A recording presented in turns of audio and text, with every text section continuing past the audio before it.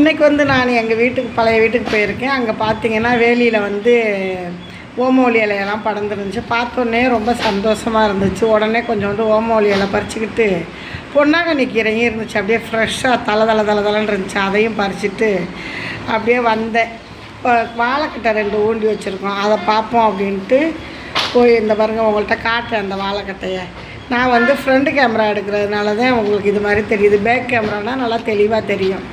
அப்படியே வேலை செய்கிறதையும் பார்த்துட்டு பாருங்கள், இந்த கீரையை கையில் வச்சுருக்கேன் பார்த்தீங்களா. இந்த கீரையை வீட்டில் போய் ஏதாவது சமைப்போம், கடையெல்லாம்.